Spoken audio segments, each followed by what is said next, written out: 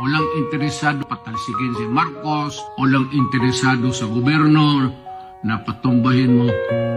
O yan, kay dumaan ako ng presidente, pati ang gobyerno ko ito. So, para just to raise doubts. But, we will ask that we will be heard from time to time so that government would know what the sentiments of the people are. And whether the sentiments or not, totoo man o hindi, makinig lang kayo. Total, mali, hindi sabihin ninyo, kapag mali, wala naman kami magawa. Sabihin niyo tama, wala rin kami magawa. Just the right to be heard. Yan ang importante sa Constitution. The right to be heard. Period.